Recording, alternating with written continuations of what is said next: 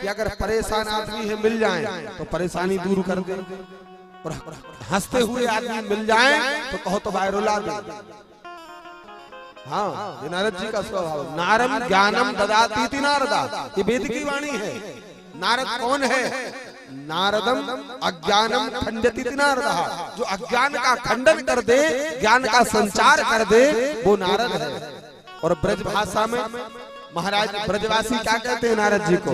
बोले ना रद्द, बोले जिसकी वाणी कभी झूठी नहीं होती, जिसकी वाणी को कोई काट नहीं सकता, जिसका कहा हुआ कोई रद्द नहीं कर सकता, वो नारद है। एक बार नारद जी जो सबके संकट को दूर कर देते हैं, वही रोते हुए दौड़ते हुए चले जा रहे थे दुखी मन से, महाराज बड़े विकल भाव से। अब कोई आदमी प्रसन्न मुद्रा में चलता है ना तो उसकी चाल अलग दिखाई देती, कोई आदमी परेशान होता है तो उस समय उसकी चाल ढाल रूप रंग सब अलग दिखाई पड़ता है। नारद जी चले जा रहे थे, नारद जी रोते बिलखते दुखी मन से एकदम तीव्र गति से महाराज नजर पड़ी कौन की? चार लोग, सनक सनंदन सनातन और सनत कुमार, चारों ने देखा।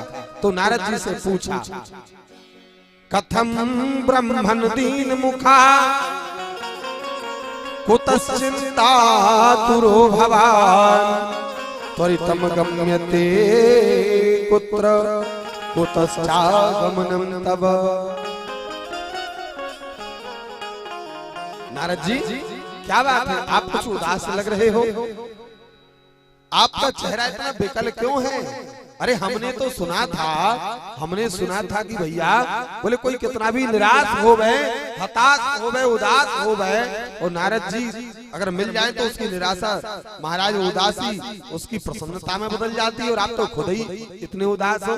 नारद जी बोले भैया क्या बताएं, बड़ी समस्या है हमारे जीवन में। सनत कुमार बोले कौन के जीवन में नहीं है समस्या? तो सबके जीवन में। बोले तुम्हारी कोई क्या समस्या? कोई बड़ी समस्या? बोले बहुत बड़ी। बोले क्या?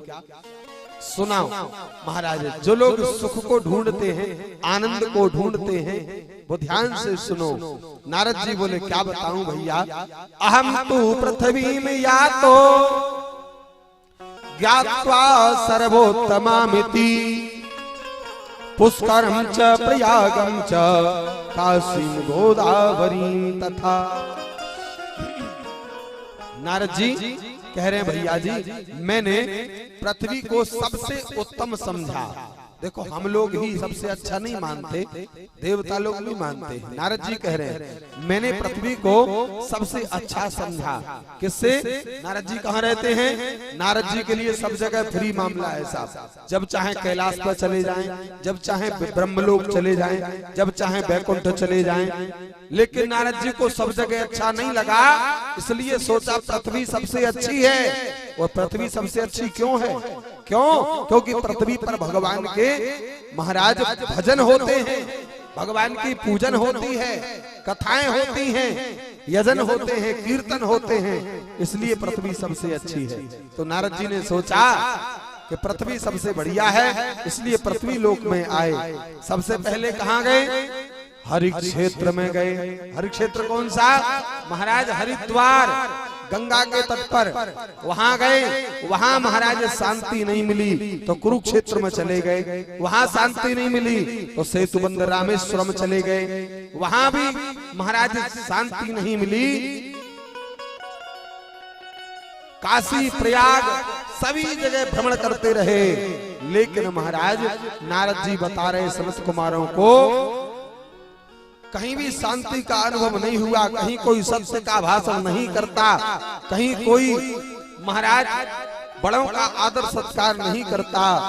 और तब जाकर के सोचा नारद जी ने कि भैया अरे क्या करूं, कहां जाऊं? अब एक काम करूं, महात्माओं के आश्रम में चलूं, हो सकता है गृहस्थियों से बढ़िया महात्मा लोग हों। नारद जी महात्माओं के आश्रमों में गए। महात्माओं के आश्रमों में गए तो सब आश्रमों की अलग अलग व्यवस्था थी साहब। कौन कौन की कितने प्रकार के आश्रम महात्मा जन होते हैं भैया? कोई सन्यासी होता है, कोई ब्रह्मचारी होता है, कोई कहो तो महाराज त्यागी होता है, और कोई कहो तो महाराज संसार से बोल चाल बंद करके और मौनी बन जाता है। तो सबसे पहले गए कहाँ? सबसे पहले गए महाराज सन्यासियों के आश्रमों में, और सन्यासियों के आश्रमों में देखा जा करके तो महाराज बड़ा वैभव देखा, बड़ा वैभव देखा। तो नारद जी महाराज कहने लगे भैया मेरा मन नहीं लगा। बोले फिर मैंने सोचा कि जो अपना घर द्वार माता पिता सब कुछ त्याग कर त्यागी बन गए उनके आश्रम में चलूं। तो नारद जी जाकर पहुंचे तो देखे तो भैया 10-20 गाड़ी आगे 10-20 गाड़ी पीछे और बीच में चले बाबा जी। नाम क्या है? बोले त्यागी जी। और आश्रम देखो तो इतना बड़ा, इतना बड़ा। बोले हमने देखा इन्हें त्याग किस बात का किया, वहां भी मन नहीं लगा। तो सोचा देखो संसार में भगवान ने संसार को बनाया तो सबसे पहले एक स्त्री और एक पुरुष को बनाया, बनाया कि नहीं? जब भी संसार बना तो बोले जो बोले भगवान की बनाई माया को त्याग करके अकेले ब्रह्मचारी हो गए हैं, माया रूप स्त्री को त्याग दिया और ब्रह्मचारी बन के जीवन बिता रहे हैं, सबसे महान है। इन्हीं के आश्रम में चलना चाहिए। तो नारद जी कह रहे हैं वहां जाके क्या देखा? बोले गृहस्थी के तो एक घरवारी, ब्रह्मचारियों का 6-6 घरवारी। ऐसी बड़ी अद्भुत दृष्टता देखी। नारद जी बोले वहां से भी हमारा मन उचट गया। तो बोले फिर कहां गए? नारद जी बोले फिर हमने सोचा देखो संसार में बोलना बड़ा सरल है और सुनना सबसे कठिन है साहब। और जो अपने आप को बोलना बंद कर दे, अब कोई आदमी से कहो कि महाराज दिन भर सुनते फ्री में नहीं पैसा दे दे के सुनते। तो नारद जी ने सोचा ये मौनी बाबा बड़े अच्छे, इनके ही आश्रम में चलो। लेकिन महाराज जाकर के जब पहुंचे नारद जी ने क्या देखा कि सबसे ज्यादा शोर तो मौनी बाबा के आश्रम में हो रहा था साहब। और बाहर साइन बोर्ड लगा था क्या? मौनी बाबा का आश्रम। नारद जी सोचे शांति मिलेगी, तो सबसे ज्यादा चिल्ला चोंच वहीं हो रही थी। अब तो नारद जी घबरा गए और सोचे भैया अब तो एक काम करो, जो महात्माओं से तो गृहस्थी अच्छे बेचारे, और वास्तव में गृहस्थी सबसे अच्छे। हाँ कई लोग घर में थोड़ा बहुत झगड़ा हुआ और क्या भाग जाएंगे, बाबा जी बन जाएंगे। बाबा जी बनना इतना सरल नहीं है साहब। हाँ गृहस्थी सबसे अच्छा। क्यों भैया? जितने भी आश्रम है, चाहे सन्यास हो, चाहे वानप्रस्थ हो, चाहे उदासीन हो, सब के सब गृहस्थ से ही जन्म लेते हैं साहब। नारद जी ने सोचा गृहस्थी सबसे अच्छे हैं, अब इनके ही पास चलो। नारद जी चले और गृहस्थियों के यहाँ पहुंचे महाराज। तो गृहस्थियों के यहाँ पर जाकर के नारद जी देख रहे हैं क्या? बोले यहाँ तो महाराज एक भी धर्म नहीं बचा। बोले क्या हुआ? गृहस्थियों के यहाँ क्या देखा? अरे बोले भैया गृहस्थी का सबसे सुंदर गृहस्थ उसका है। बोले किसका? बोले घर में अगर मान लीजिए महाराज घर में अगर 10 परिवार में सदस्य हैं तो स्थान के अनुसार एक दूसरे का आदर सम्मान, जिस घर में पति नाम चकल कनम। बोले क्या देखा? बोले भैया घर में भैया 4 दिन भी नहीं भय, जो नव विवाहिता विवाह होकर के आई और 4 दिन में ही पूरे घर की बागडोर अपने हाथ में समेट ली। तो बोले ये तो बड़ी अच्छी बात है भाई, घर की बहू है, लक्ष्मी है, तो उसकी तो होना ही चाहिए। बोले वो तो ठीक है, लेकिन मान मर्यादा सम्मान प्रतिष्ठा घर के बड़े बुजुर्गों की होनी चाहिए। देखो घर में हो सकता है घर के जो बड़े हैं, जो घर के बुजुर्ग हैं, हो सकता है वो कम पढ़े लिखे हो सकता है उन्होंने ज्यादा दुनिया नहीं देखी हो, लेकिन घर के जो नवयुवा हैं, जो ज्यादा पढ़े लिखे हैं, जिन्होंने दुनिया देखी है, लेकिन भैया कितने भी पढ़ जाओ, लेकिन घर के बड़े बुजुर्गों के बराबर अनुभव कहीं से नहीं ला सकते साहब। उनके बराबर अनुभव, उनके बराबर ज्ञान कभी नहीं आ सकता। नारद जी कह रहे हैं भैया घर के बड़े बुजुर्गों का सम्मान खत्म हो गया और केवल तरुणी प्रभुता के है। और बोले गृहस्थ कलंकित हो गया। बोले कैसे? बोले गृहस्थ बनता है भैया, बोले लोग विवाह करते हैं तो वहां विवाह, बोले विवाह का मतलब होता है भैया जिससे जीवन की आह खत्म हो जाए और आनंद ही आनंद बरस जाए, उसका नाम होता है विवाह। देखो भगवान की प्राप्ति सबसे पहले गृहस्थ को होती है। हाँ, कोई बाबा जी बन के भगवान को जल्दी नहीं पा सकता, हजारों वर्ष लग जाते हैं। और गृहस्थ में अगर महाराज, गृहस्थ में अगर साधन सही हो जाए तो सबसे पहले भगवान गृहस्थ में आते हैं। अच्छा बताओ, जब भगवान का जन्म ही नहीं होगा तो मिलेंगे कैसे कोई को? भगवान अवतार ही नहीं लेंगे तो मिलेंगे कैसे? और अवतार कहाँ होता है? गृहस्थ में होता है भगवान का। तो सबसे पहले गृहस्थी को मिलते हैं भगवान। इसलिए कहा भैया, और गृहस्थ सबसे उत्तम किसका है? सबसे उत्तम गृहस्थ। एक बड़ी अच्छी बात बताऊं, एक महात्मा हुए, बड़े सुंदर महात्मा हुए महाराज, बड़े सुंदर महात्मा हुए। वो गृहस्थ महात्मा थे, उनके पत्नी भी थी और गृहस्थ उनका बड़ा सुंदर चल रहा था। तो उनके पास एक आदमी आया, एक उनका कोई होगा शिष्य, वो आया। उसके मन में एक जिज्ञासा थी। क्या? बोले महाराज गृहस्थ किसको कहते हैं? एक पति और एक पत्नी दोनों को गृहस्थ कहा जाता है महाराज। गृहस्थ जो आश्रम होता है उसके, जो गृहस्थ आश्रम के सूत्रधार होते हैं पति पत्नी, तो उस व्यक्ति ने, उस भक्त ने महात्मा से पूछा, हे महात्मन, मैं ये जानना चाहता हूं कि गृहस्थ सबसे उत्तम कौन सा होता है? सबसे उत्तम पति पत्नी कौन से होते हैं? ध्यान देना सभी लोग, हाँ, और अंदाजा लगाना सब, जितने पति बैठे हो वो अपने बारे में सोचना, जितनी पत्नियां बैठी हैं सब अपने अपने बारे में सोचना कि सबसे उत्तम पति पत्नी कौन होते हैं। उस भक्त का ये प्रश्न था, महात्मा के पास आया। और ध्यान देना, वो आया था जब समय क्या था? दोपहर के 12 बज रहे थे। कितने? दोपहर के 12। महात्मा जी ने अपनी पत्नी को आवाज लगाई। महात्मा जी बाहर चबूतरे पे बैठे थे और जो देवी जी थी वो अंदर अपनी कुटिया में कोई कार्य कर रही थी। दोपहर के ठीक 12 बजे महात्मा जी ने आवाज लगाई, अरे भाग्यवान सुनती हो? पत्नी ने अंदर सुना, शायद पतिदेव बुला रहे हैं, और इतना सुन पाई थी कि फिर आवाज लगा दी पतिदेव ने। कहा, देवी जरा लालटेन जला के लाना। उसने सुना लालटेन जला के मांग रहा है, झट उठी, लालटेन जलाया और लेकर के और बाहर आ गई। कब की बात है ये? दोपहर के 12 बजे की। अगर आज की देवी होती तो क्या कहती?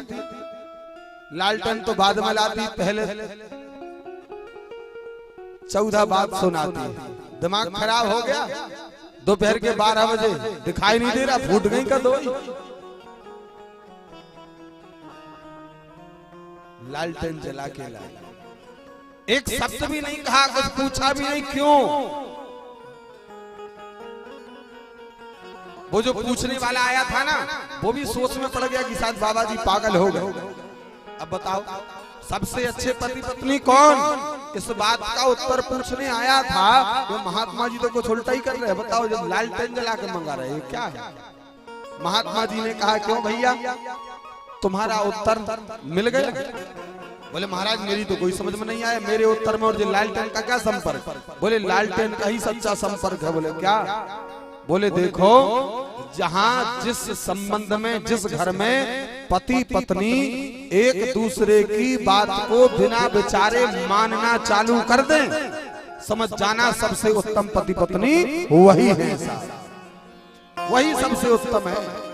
और नहीं तो पत्नी की एक बात है, पति 14 सुनाए, और पति की एक पे पत्नी 24। अरे तुम महाभारत ही महाभारत है साहब। सबसे उत्तम ग्रस्त नारद जी कह रहे हैं, नारद जी कह रहे हैं भैया ऐसा देखा तो संत कुमारों ने कहा चिंता मत करो, गृहस्थ में अगर नई बहू की, घर में जो नई बहू आई उसका शासन तो क्या बड़ी बात है, लेकिन भैया शासन करना चाहिए, घर की जिम्मेदारियां संभालना चाहिए, लेकिन समय समय पर अपने घर के बड़े बुजुर्गों का मान सम्मान मर्यादा इज्जत स्थान पर बनी रहनी चाहिए, तभी उस गृहस्थ का मंगल होता है, तभी वह गृहस्थ की प्रगति तरक्की वृद्धि होती है साहब। हम जब प्रगति करते हैं, हमारे घर के बड़े बुजुर्गों के आशीर्वाद से ही उन्नति प्रगति करते हैं। अगर घर के बड़े बुजुर्ग अगर प्रसन्न नहीं है तो उस घर की संतान कभी प्रगति नहीं कर सकती साहब, कभी प्रगति नहीं कर सकती। नारद जी ने कहा वो तो ठीक है, लेकिन महाराज सनत कुमार कहने लगे एक काम करो, बोले भगवान को याद करो, भगवान की भक्ति करो। बोले ये सब तो कलयुग में चलता रहेगा, क्यों? बोले कलिना धर्म मित्रेण धरेयं बाधिताधुना। बोले कली का जो मित्र है ना अधर्म, बोले उसने सब प्राणियों की बुद्धि को विकृत बना दिया है महाराज, सब प्राणियों की बुद्धि को विकृत बना दिया और सब कली के वशीभूत होकर के और ऐसा दुराचरण कर रहे हैं।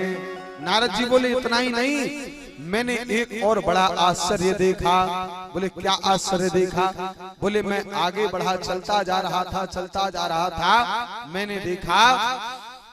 मैंने देखा एक युवती, नव युवती है और वो बैठी है, उसकी गोदी में दो वृद्ध पुरुष अपना सिर रख करके लेटे हुए हैं और अनेक स्त्रियां उसे पंखा झल रही हैं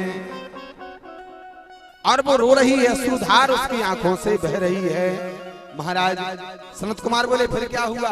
बोले मैंने सोचा कि ये रो रही है तो उसका पूछूं इसको क्या कष्ट है, क्या दुख है, तो मैं पास में जाने लगा। ध्यान देना, माताओं का एक स्वभाव होता है, जहां 2 4 10 माताएं इकट्ठी बैठी हो, उनमें से कब कौन सी रोल लगे और कब कौन सी महाराज हंसल लगे, कब का होल लगे, भगवान ही मालिक है। तो नारद जी जब पास में पहुंचने लगे तो एक मैया रो रही थी, तब तक दूसरी हंस हंस के बात करने लगी। तो नारद जी का मन बदल गया, लौटने लगे तो जो रो रही थी उसने आवाज लगाई, भो भो साधु क्षणम तिष्ठ। और मैंने मुड़ के देखा तो कहा मच्चिंता मपिनाशया। हे महात्मन, अरे कहाँ जा रहे हो? आ रहे थे, लौट क्यों गए? आओ महात्मा पधारो। तो महात्माओं का आना जीवन में बड़ा शुभदायक होता है। माई बाप ध्यान देना, अगर तुम्हारे जीवन में किसी साधु संत महात्मा भक्त का आगमन अगर कहीं होता है तो समझ जाना तुम्हारे जीवन के दुख संकट अब मिटने वाले। हाँ, अच्छा समय आने वाला है। क्यों? बिना भगवान की कृपा के बिनु हरि कृपा मिल ही नहीं संता। हाँ, भगवान की कृपा के बिना संत नहीं मिलते साहब, भगवान की कृपा के बिना भक्त नहीं मिलते। भक्ति देवी ने बुलाया, महात्मा नारद पास में आए। नारद जी ने पूछा, देवी तुम कौन हो? भक्ति कहने लगी, महाराज अहम भक्ति रीति ख्याता। हे नारद जी, मेरा नाम भक्ति है। और बोले तुम्हारी गोदी में ये कौन लेटे हैं? बोले एमऊ में तनयऊ सुतऊ। बोले मेरे बेटे हैं। बोले देवी ये तो उल्टा है यार, तुम तो नवयुवती हो और बेटे बूढ़े हो गए। बोले बेटे जवान होना चाहिए था, माँ को बूढ़ी होना चाहिए था। बोले महाराज यही तो दुख है। बोले क्या? बोले यही तो दुख है। बोले मैं वृंदावन में जब से आई हूँ तब से मैं तो यहाँ नवयुवती हो गई हूँ, लेकिन मेरे बेटे बूढ़े हो गए। बोले कौन है तुम्हारे बेटे? बोले एक का नाम ज्ञान है और एक का वैराग्य। ध्यान देना माई बाप, वृंदावन में जो भगवान का घर है ना, इस कथा में ही भगवान को प्राप्त करने का पूरा साधन छुपा है। जहाँ भगवान विराजमान है वहाँ ज्ञान और वैराग्य को कोई नहीं पूछता साहब। भगवान के दरबार में तो भगवान के भक्तों की जय जयकार होती है साहब। भगवान के भक्तों का ही आनंद होता है। तो भक्ति तो महाराज जवान है और ज्ञान वैराग्य बूढ़े हो गए। भक्ति देवी रोते रोते कहने लगी, महाराज अब तो मेरा मन नहीं लगता, अब तो मैं भाग जाऊंगी, कहीं और चली जाऊंगी। नारद जी बोले, चिंता मत कर देवी, तू भाग जाएगी तो भगवान को कोई कैसे प्राप्त करेगा। देखो बिना भक्ति के भगवान को प्राप्त नहीं किया जा सकता। हाँ, कोई चाहे ज्ञान से भगवान नहीं मिलते, हाँ वैराग्य से नहीं मिलते, भगवान मिलते हैं भक्ति से। भगवान भक्ति से मिलते हैं। नारद जी ने कहा, चिंता मत कर, मैं तेरे दुख का निवारण करूंगा। महाराज आकाशवाणी भई, आकाशवाणी नारद जी को आकाशवाणी सुनाई पड़ी। क्या बोले, सत्कर्म करो, सत्कर्म करो, सत्कर्म करो। नारद जी तो घबरा गए, बोले सत्कर्म क्या है। तो सनत कुमार बोले, अच्छा सनत तुम्हें सत्कर्म नहीं पता। अरे बोले महाराज, बोले सत्कर्म सूचको नूनम ज्ञान यज्ञ स्मृतो बुधई श्रीमद् भागवतालापा सातु गीता सुकादिभी। बोले सत्कर्म का नाम ही तो श्रीमद् भागवत है, इसका एक नाम सुख गीता है। बोले भागवत की कथा करो। नारद जी बोले, सनत कुमारो ये क्या कह रहे हो, मैंने ज्ञान वैराग्य को चारों वेद सुना दिए, छहों शास्त्र सुना दिए। बोले ये भागवत क्या है। बोले भागवत तो पुराण है। बोले पुराण बना कैसे। बोले वेदों से। तो बोले वेद ही सुना दिए तो भागवत क्या करेगी। सनत कुमार बोले, तुम यही तो नहीं जानते नारद जी। बोले जो स्वाद फल में होता है वो वृक्ष में होता है क्या। बोले नहीं। तो बोले अगर लोग समझें कि आम इतना मीठा है तो आम का पेड़ कितना मीठा होगा, तो डालियां ही तोड़ के खाने लगे। बताओ महाराज। नारद जी बोले, बात तो सही कह रहे हैं। बोले भागवत क्या है। तो सनत कुमारों ने बताया, भैया वेद रूपी वृक्ष का भागवत पका हुआ फल है। बोले ये फल में कोई गुठली छिलका, फलों में सब में किसी में छिलका त्यागने के लिए होता है, किसी में महाराज अंदर बीज गुठली त्यागने के लिए होती है। बोले भागवत में ऐसा कुछ भी नहीं है जिसका त्याग किया जाए। भागवत में जो कुछ है सब ग्रहण करने के योग्य है साहब। बोले अच्छा। बोले तो क्या किया जाए। बोले भागवत को पान किया जावे। बोले कितनी बार कोई नियम होगा। बोले नहीं। बोले जितनी बार मिले उतनी बार पियो। मुहुरहो रसिका भुवि भावुका। बोले अच्छा। बोले भागवत से क्या हो जाता है। सनत कुमार जी सुनाने लगे, महाराज बताने लगे। बोले भागवत से क्या होता है। देखो महाराज बोले चलो भागवत की कथा करो, तब जाकर के ज्ञान वैराग्य का बुढ़ापा मिटेगा। तो महाराज सनत कुमार चारों वक्ता बने, नारद जी भक्ति देवी ज्ञान वैराग्य श्रोता बने। महाराज आसन लगाए गए, भागवत प्रारंभ भई। सनत कुमार कथा सुना रहे हैं। भक्ति देवी अपने पुत्रों के साथ आकर विराजमान हो गई। महाराज सनत कुमार सुना रहे थे, बोलिए मानवा पाप कृतस्तु सर्वदा सदा दुराचार रताभिमार्गगा क्रोधाग्निदग्धा कुटिलास कामिना सप्ताह यज्ञेन कलौ पुनन्ति ते। ध्यान से सुनना, भागवत से कौन कौन से जीव मुक्ति पा जाते हैं। बोले जो मनुष्य सदा सर्वदा पाप ही पाप करता है, ऐसा कोई पाप नहीं छोड़ा धरती पर जो उसने नहीं किया हो। पाप करने में गोल्ड मेडलिस्ट हो गया महाराज। और क्या करता है। बोले सदा दुराचार रतो मार्गगा, हमेशा दुराचार ही दुराचार करता है और कुमार्ग पर चलता है। क्रोधाग्निदग्धा, कोई कितना ही प्रेम का व्यवहार करे वो हमेशा लोगों से क्रोध ही करता है। कुटिला चकामिना, और कुटिल है, कुटिल जानते हैं कुटिल कौन होता है। कुटिल वो होता है महाराज जो अपना खुद का भी नुकसान करके दूसरे को हानि पहुंचाए। हाँ, पूर्ण प्रयास, भले खुद का नुकसान हो जाए पर पड़ोसी का होना चाहिए। ये होते हैं कुटिल, किसी का अच्छा नहीं देख पाते महाराज। कामिना सप्ताह यज्ञेन कलौ पुनन्ति ते, और बोले जो संसार में सभी बुरे काम करते करते जीवन व्यतीत हो गया और अंत में अगर भागवत जी की शरण में आ जाए तो वो जीव भी मुक्ति पा जाता है। और बोले नहीं आ पाए, बुरे कर्म करते करते मर जाए, महाप्रेत बन जाए, भूत प्रेत पिशाच बन जावे, तो भी अगर मरने के बाद कोई परिवारी जन भागवत की कथा करावे और उसका फल उसे समर्पित कर देवे, तो भी वह मुक्ति पा जाता है। नारद जी सुने तो नारद जी के मन में भाव आया, क्या नारद जी के मन में भाव ये आया कि भैया, अरे जो रोगी अगर औषधि खाए और रोग ठीक हो जाए तो बात समझ में आती है, लेकिन रोगी तो मर के चला गया, अब औषधि कोई दूसरा खाए और फायदा रोगी को हो जाए, ये बात समझ में नहीं आई। सनत कुमार कहने लगे चिंता मत करो, हम बताते हैं। और सनत कुमार बड़ी श्रद्धा और भक्ति के साथ नारद जी को बताने लगे। महाराज नारद जी को बताते हैं कि सुनो ध्यान से, बड़ा सुंदर प्रसंग हम तुम्हें सुनाने जा रहे हैं, बड़ा अद्भुत प्रसंग है, हम तुम्हें सुनाने जा रहे हैं, सुनो, जिसमें तुम्हें सब कुछ मिलेगा। बोले क्या? बोले कैसे भगवान कृपा करते, कैसे भागवत की कथा जीव का उद्धार कर देती है। इसमें भगवान बांके बिहारी लाल की महती कृपा छुपी हुई है। ये भागवत साक्षात भगवान बांके बिहारी लाल की ही करुणा से भरा हुआ है।